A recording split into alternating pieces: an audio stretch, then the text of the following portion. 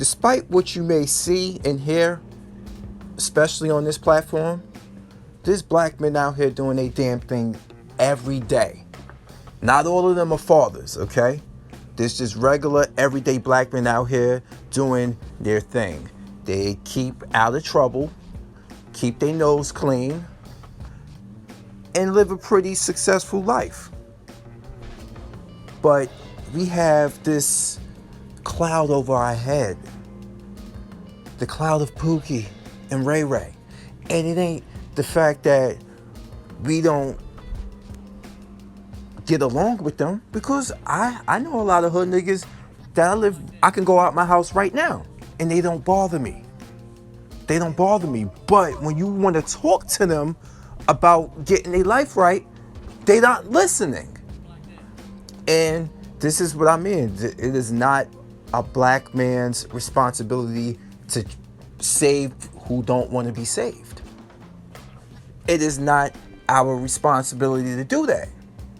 And this is not me saying, hey, you know what? Fuck it, I'm just going to give up and not do anything or talk to any of them. You know, one dude came to me not too long ago. He's like, yo, man. Yo, bro, I didn't know you became an EMT. I was like, yeah, you know, I was doing it for a year and this, that, and the fourth. And he like, oh, shit, yo. I wish I didn't get into so much trouble and stuff, because, you know, I always wanted to do that, but I don't want to be a nurse or a doctor, but I wanted to help people before. And I'm like, oh, man, I don't know about the details of your criminal past or anything. That's why I told him, like, of certain things, but it definitely might affect you getting hired or getting chosen.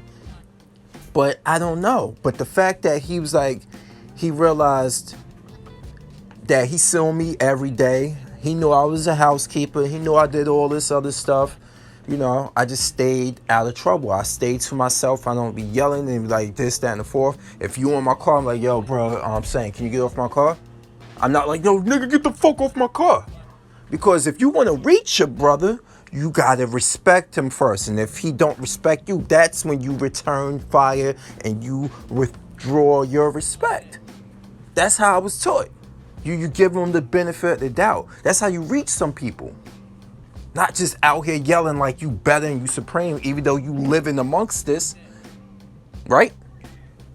So as black men, we have this whole thing over our head as if we just gonna go outright. I can go upstairs on my terrace right now and start speaking like I'm fucking Moses, and every black man is gonna just drop the drugs that they slinging, the guns, and just come along with us. It's not like that. And the fact that black women try to put that over our heads and make it look like this is what we do, this is how simple it is very disingenuous, and it shows a lot of them lacking accountability for raising these guys. And I know black men are responsible mutually for how a lot of these black men and women turn out. I know that. This is not me saying it's not our fault as black men, you know? Well, the black men who procreate what we see out here that turns out this way. But it comes a time where a lot of you men and women have to come and understand, even if you ain't got no higher ambitions, at least you can be responsible enough to not procreate senselessly. Because when you don't want a child, but you're stuck with a child, you don't give a damn about that child once that child gets of age to get up out of your hair. Right? Follow me on this one. Once that child is old enough to get up out your hair, I'm done with you. I've seen a lot of black men and women. Hell, I've seen Hispanic men and women are like that with their children. All the time. And even white, I've seen it white, because working out in the field has opened my eyes. I knew it was a lot of dysfunctional white folk. Exactly, but now to see it firsthand, a lot of them in the psych ward, a lot of these children are in the psych ward, a lot of them used to be something, and now they're in the psych ward too. But this ain't about me like, well, because white people are going through dysfunction. We know they've been going through it. It don't give us no excuse. We take care of, we gotta, at least try to get our own on a better track. Try. Not sit out here like, oh man, I ain't gonna give up on you yet. Who the fuck you think I am? Batman? I'm just gonna keep throwing you on Arkham so you can escape? If you don't want to be saved, you are pretty much dead weight and you have to go in some way, shape, or form.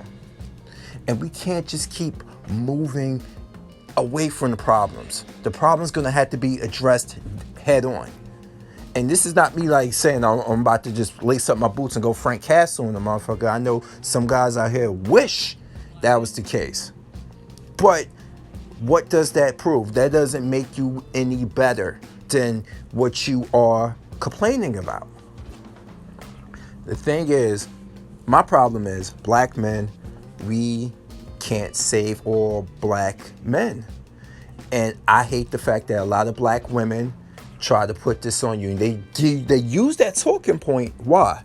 Because they want to distract from the fact that they are mutually complicit in the way our society has been taking a dive as black people. They are mutually complicit in this shit. That's all I care about. I'm not trying to deflect from it. I'm like, no, you can't make us black men the poster child for the dysfunction in our neighborhoods. You can't, because black women are mutually complicit. I've seen a lot of them out here. I seen the goon bitch out here yesterday, and guess what she did? She had a taser in her hand. She's trying to threaten a local Hispanic crackhead. You are my boyfriend. Well, I know you owe my boyfriend money and stuff. Come on now. Come on. Like trying to intimidate this little crackhead dude with a taser. But just a few days ago, that same dude that that she's rather die for was putting hands on her. They were throwing blows like they were two grown-ass men. And she's still with him. You can't save a female like that. You can't.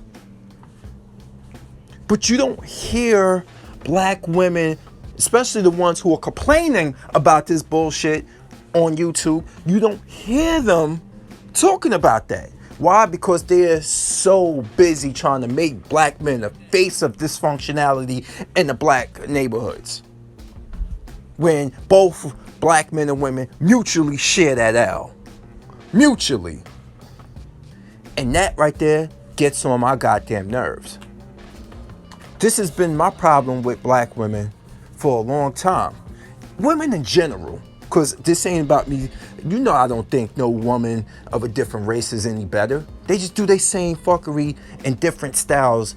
That's all. But it's the same fuckery. If you don't watch your ass, you would end up with the same type of woman. I can tell you that from experience. Let me get in here where the phone ain't ringing. Anyway, I can tell you that from experience. You get what you put out there. And now I want to put out much better. And I have been putting out much better. And to put out much better, you have to pretty much look at yourself and like, you know what? I got to change this about me. I got to move differently about this. I got to be smarter about this. And then you will see how you remove yourself from situations, how you wise up from situations. Sorry, I had to cut and paste it right here. Once you remove yourself from situations that you know aren't good for you, you start to learn from that. But some people are what they call insane because they try to do the same shit over and over again and expect different results. That's people who aren't accountable about their actions.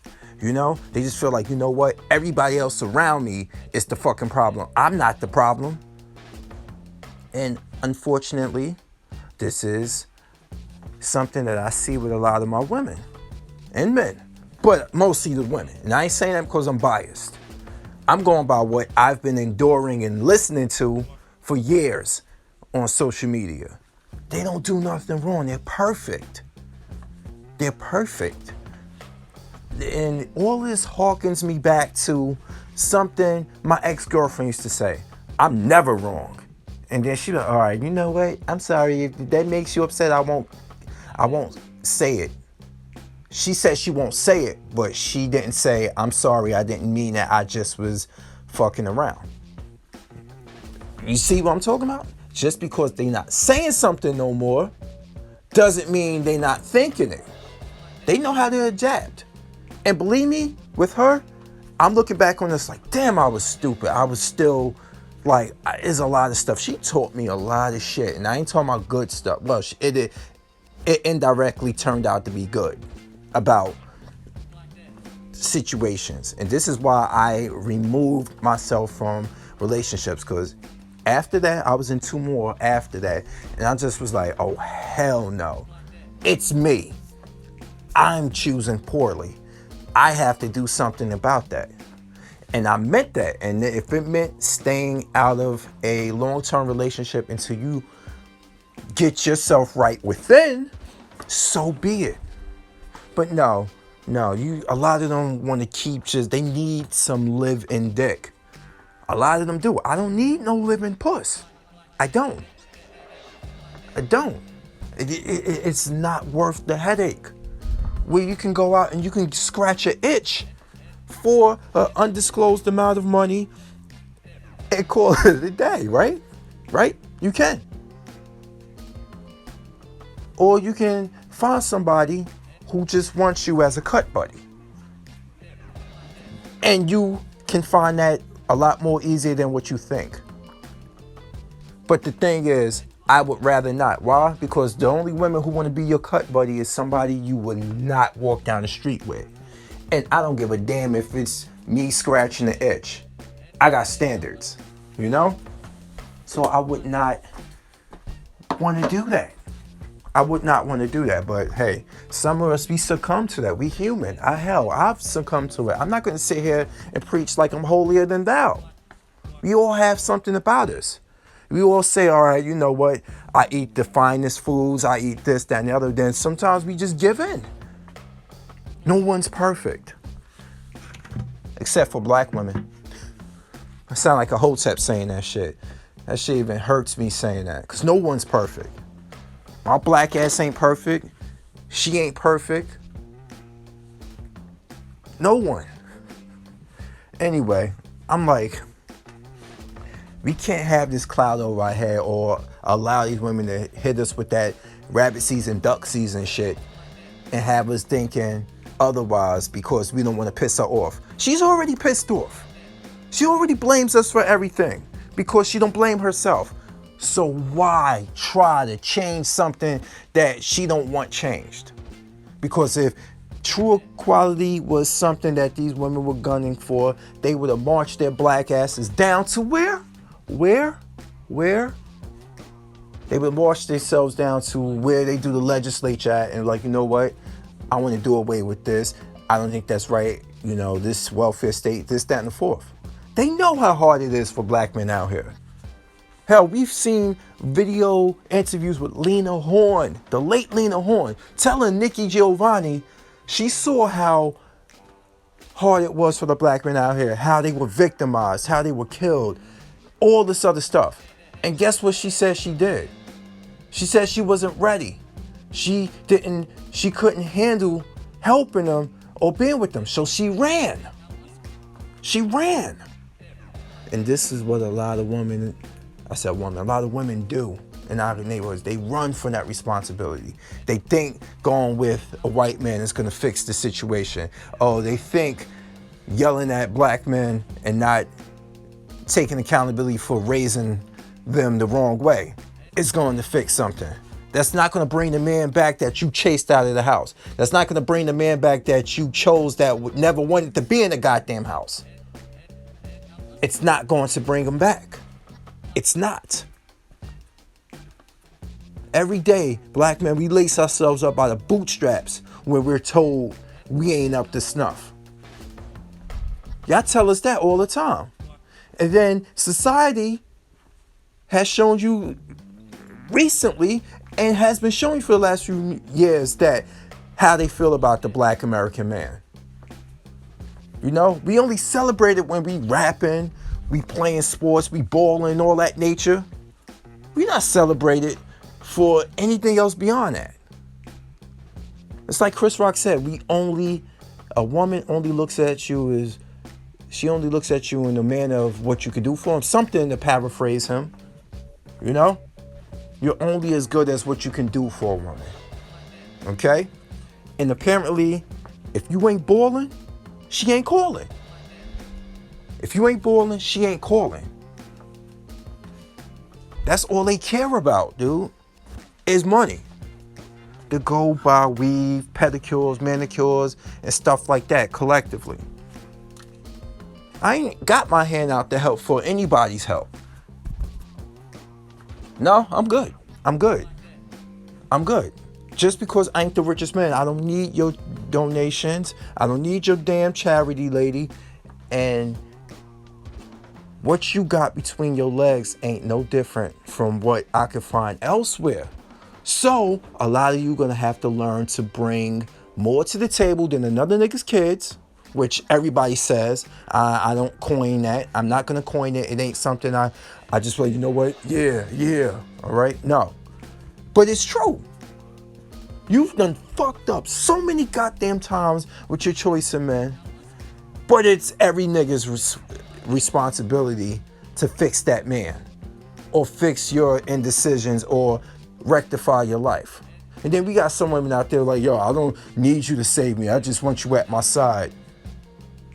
But they don't want to change for themselves. I'm like, look, being at your side, you're going to have to do a lot better than just say you want somebody, you don't need somebody's help. We get it.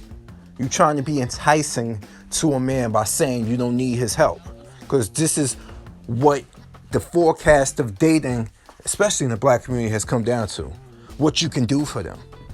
That's all they care about. They will sit here and tell you they hope you get gunned down, but if you taking care of them, oh man, they could do the very thing. You could be doing the very thing that will get you gunned down, gangbanging, slinging, all that other stuff, and she will look at you more respectful. Well, no, she won't. Well, would she? Or she's just looking at what you can do for her versus that, like the fast money. They care about just the fast money. But I can rant on forever about this, but I am just truly like, I'm done right now with this video. I'm done. When I say I'm done, they're like, oh my God, I give up. I just turn, I'm going. No, I shouldn't have to go nowhere. You know, we've told constantly as black men, we need to step our game up. And I'm starting to realize more and more every day that stepping our game up mean make more money, take care of me, do what I want you to do, shut the fuck up. But that ain't happening in my camp. Because I'm a fury, I'm here, and now I'm out. Peace.